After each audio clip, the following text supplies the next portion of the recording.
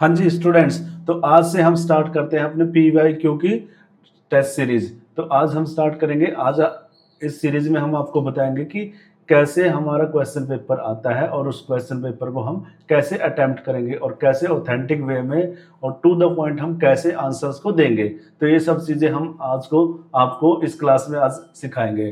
तो फर्स्टली हम स्टार्ट करते हैं हमारा फर्स्ट जो पेपर है, और आज के पेपर में हम देखते हैं कि फर्स्टली तो हम ये देखेंगे कि हमारा जो क्वेश्चन पेपर का जो ब्लूप्रिंट है वो ब्लूप्रिंट कैसा होगा, और उसके बाद फिर हम आपको अटेम्प्ट करना भी सिखाएंगे आपको। ठीक है, तो let's start.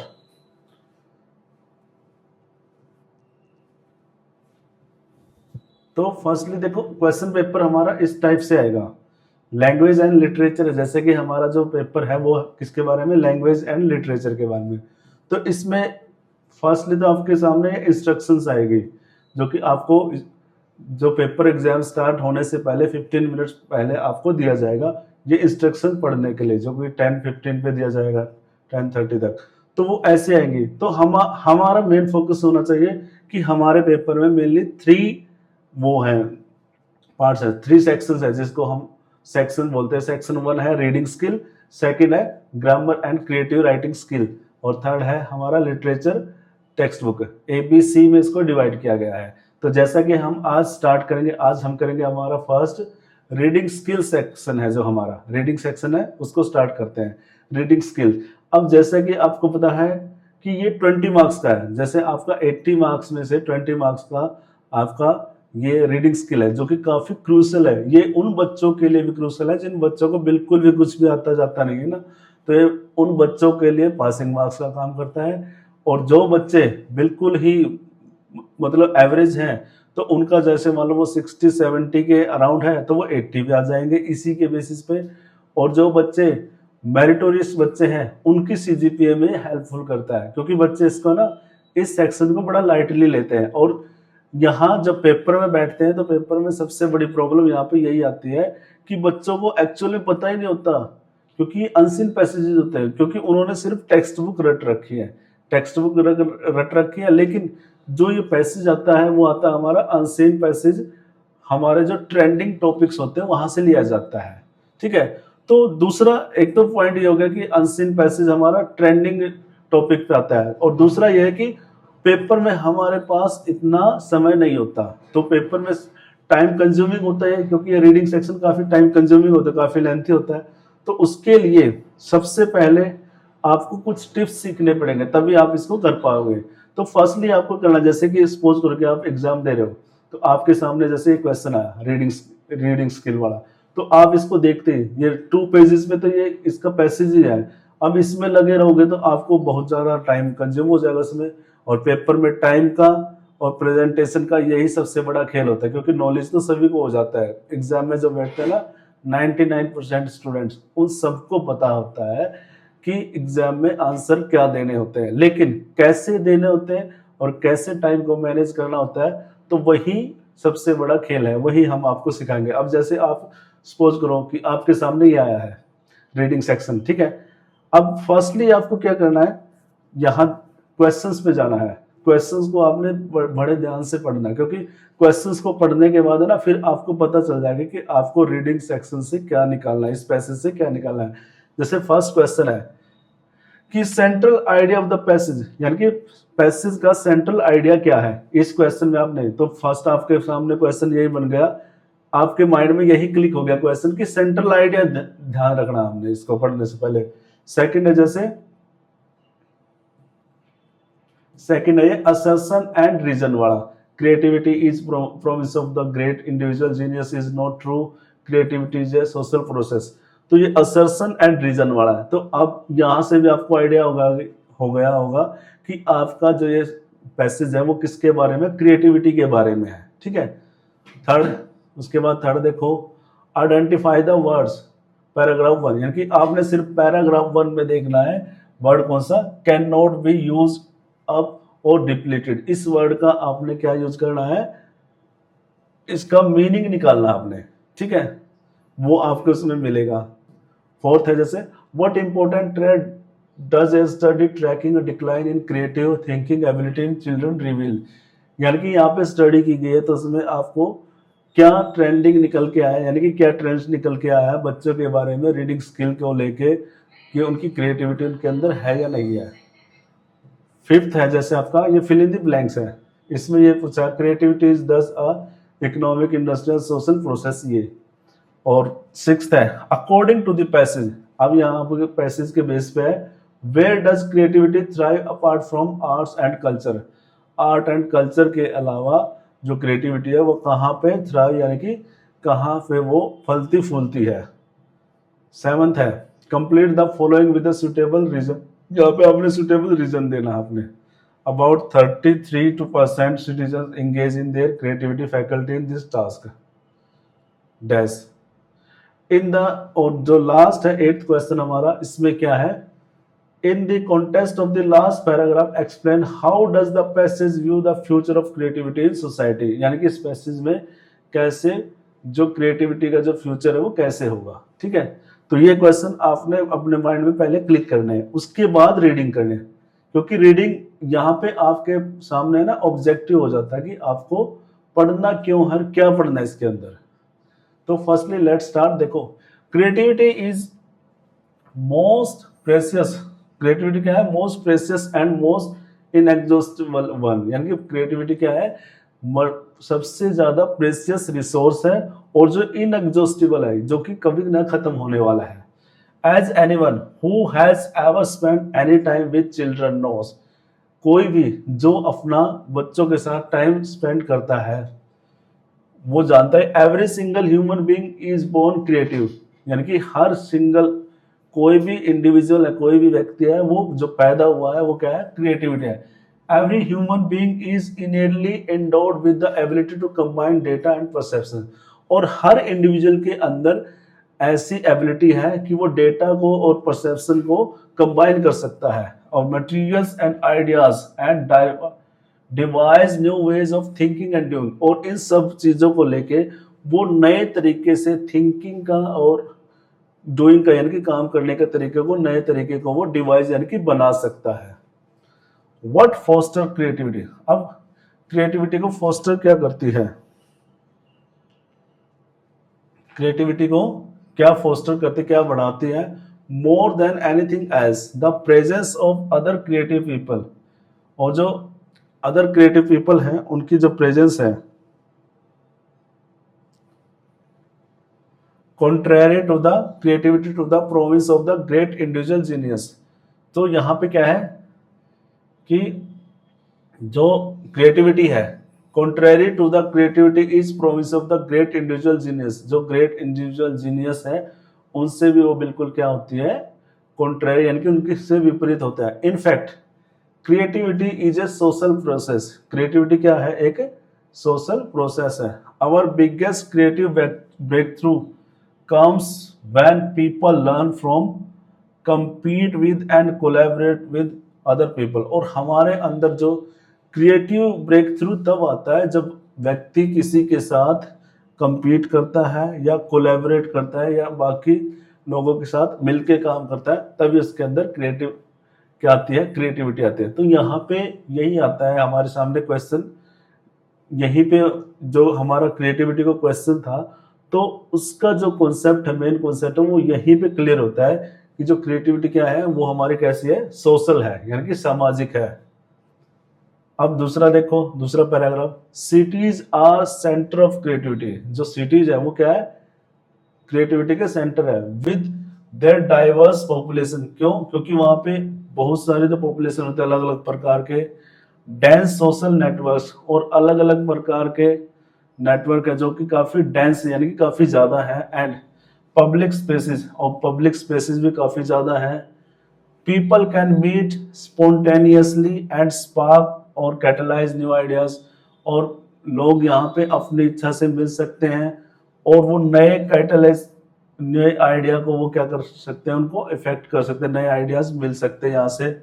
With their infrastructure for finance, organisation and trade, they allow the idea of swiftly reach its destination, जिससे कि वो वहाँ का इंफ्रास्ट्रक्चर, फाइनेंस और ऑर्गेनाइजेशन, ट्रेड, वो सब कुछ ऐसे होते हैं कि वो स्विफ्टली उनको अपनी डेस्टिनेशन पे पहुंचाने के लिए, यानी कि सोसाइटी, वहाँ सिटीज का, शहरों का जो इंफ्रास्ट्रक्चर है वो भी ऐसा है कि वो इंसान को और भी ज्यादा वहां पे शिफ्ट यानी कि तेज कर देता है। तेजी से वहां पे काम होते हैं, तरह तरह के वहाँ पे लोग होते हैं और बहुत सारे होते हैं, और प्लेटफॉर्म भी वहाँ पे काफी ज्यादा होते हैं, जिससे कि लोग वहाँ पे क्रिएटिविटी उनके अंदर इजीली आ जाते हैं, उनको नए आइडिया बनाने का मौका मिल जाता है। तो a study tracking the decline of unconventional thinking ability as children age states that while 98%, यानी कि यहाँ पे स्टडी ये बता रही है कि जो डिक्लाइनिंग ऑफ अनकन्वेंशनल थिंकिंग, जो अनकन्वेंशनल थिंकिंग है वो कैसे कम हो रही है। अनकन्वेंशनल का मतलब यहाँ पे क्रिएटिव है कि जो थिंकिंग है वो डिक्लाइन कैसे हो रही है बच्चों के अंदर। That while 90% of 3 to 5 years, क्योंकि 98% जो बच्चे होते हैं ना, जो 3 to 5 ईयर की एज में होते हैं, एग्जिबिट क्रिएटिव थिंकिंग, वो दिखाते हैं क्रिएटिव थिंकिंग, उनके अंदर क्रिएटिविटी आती है। While this dwindle to 10% among 13 to 15, और इसमें से है ना 10% 13 की और 15 साल की एज में, यानी कि 13 to 15 ईयर की एज में क्या हो जाते हैं, वो ड्विंडल यानी कम हो जाती है। And mere 2% among 25 years old, और 25 ईयर्स की एज में जाता है जब ह्यूमन बीइंग, तो वो तब कितने रहते हैं, सिर्फ 2% ही रह जाती है।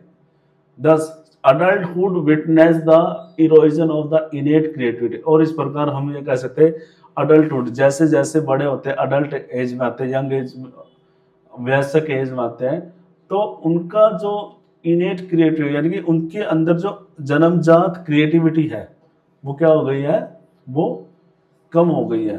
There is a variance in the creative vitality across cities, और शहरों में अलग अलग जगहों पे अलग अलग प्रकार की, यानी कि वेरिएंस यानी कि अलग अलग प्रकार की क्या है, क्रिएटिविटी है। Although all cities harbour creative individuals by default, लेकिन जो जितने भी ज्यादा शहरों में रहने वाले होते हैं वो मोस्टली क्या होते हैं, बाय डिफॉल्ट क्रिएटिव इंडिविजुअल्स होते हैं। Some are saturated with leaders, कुछ तो लीडर्स के द्वारा सैचुरेट कर दिए जाते हैं और कुछ इंस्टीट्यूशन के द्वारा। And people then inhibit creativity, और या फिर जो लोग वहां पे रहते हैं क्रिएटिव उनसे भी सीखते हैं, यानी कि शहरों में जो क्रिएटिविटी है उसके वेरिएंस वे पे होते हैं और यहाँ पे क्रिएटिविटी ज्यादा ग्रो करती है।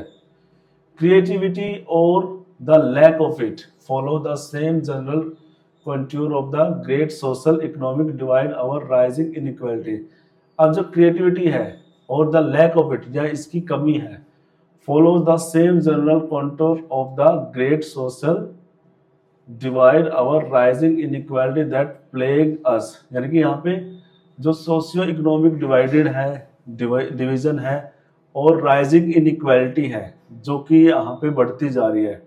अकॉर्डिंग टू एस्टिमेट, एक एस्टिमेट के तहत यहाँ पे बताया गया है कि रफली 1/3 पीपल, मुश्किल से 1/3 people are able to do work which engage our creative faculty to some extent, जो कि अपनी creative activity faculty को कुछ extent तक कर सकते हैं, whether as artists, musicians, writers, techies, innovators, entrepreneurs, doctors, lawyers, journalists and educators, ये सारे के सारे creative person हैं।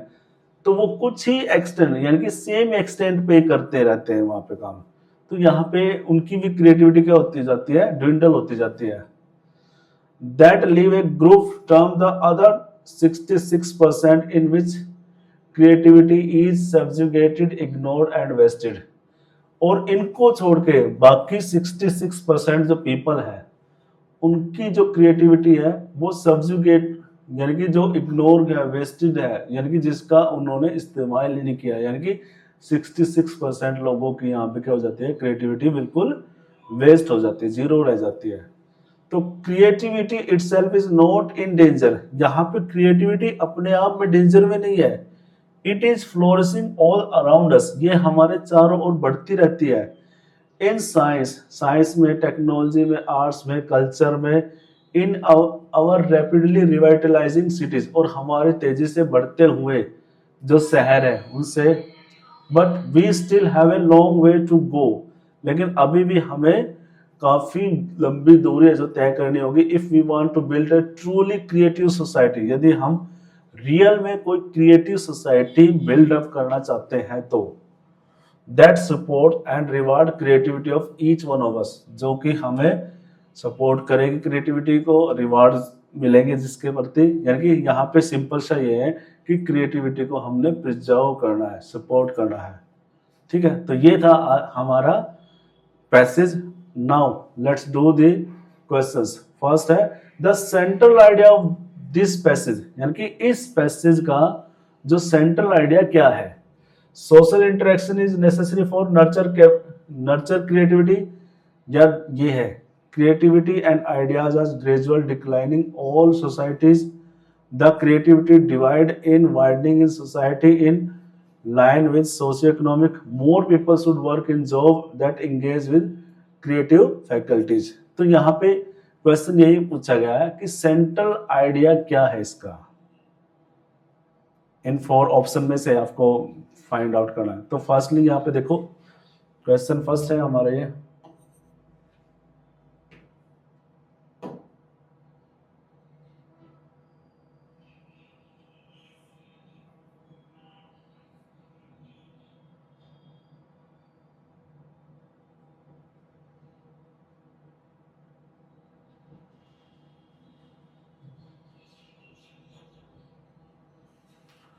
हाँ जी, तो इसमें क्या है हमारा सेंट्रल आइडिया क्या है, social interaction is necessary to nurture creativity, यानी कि more people should work in jobs that engage their creative faculties.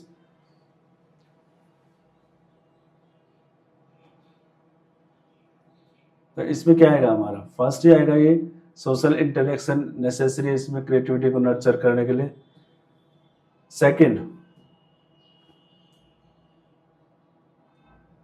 Second में क्या है, assertion creativity in province of the great individual genius is not true, या creativity is a social process.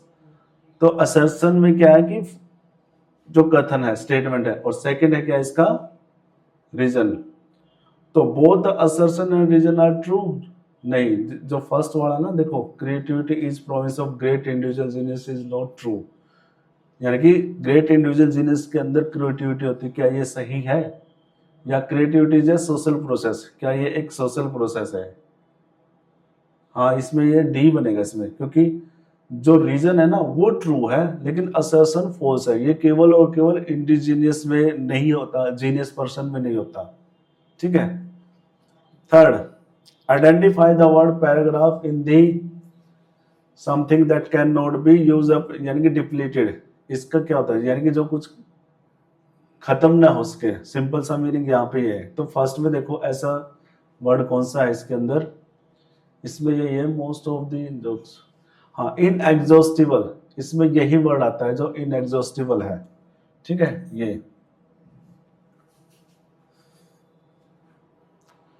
Third what important trends,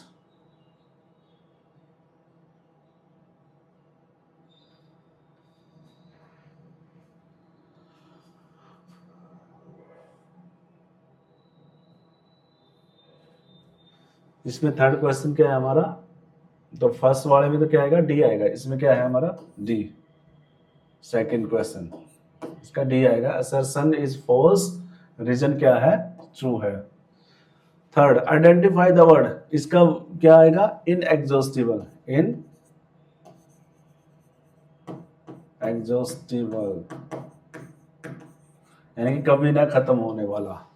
fourth what important trend does a study tracking the decline of the creative thinking ability in children reveal answer about the 40 words, यानी कि इसमें यह पूछा गया है कि क्या trend चल रहा है जिसकी वजह से बच्चों के बीच में जो क्रिएटिविटी है वो क्या होती जा रही है, डिक्लाइन होती जा रही है। तो मेनली यहाँ पे यही है कि सोशल प्रोसेस की कमी है यहाँ पे, मेन तो यहाँ पे क्या है सोशल प्रोसेस, सोशल इंटरेक्शन कह लो इसको या प्रोसेस कह लो। आज के टाइम में बच्चों में अंदर यही तो हो रहा है ना। Fifth one our biggest creative breakthrough comes when people learn from compete with collaborate with other person. यानी कि सबसे बड़ा जो ब्रेक थ्रू मिला है क्रिएटिविटी में यही मिला है कि जब लोग एक दूसरे के साथ compete करने लगे, कोलैबोरेट करने लगे, ठीक है। तो क्रिएटिविटी इज दस क्या है यहाँ पे, इकोनॉमिक है, इंडस्ट्रियल है, सोशल है। इकोनॉमिक है यहाँ पे तो, है ना।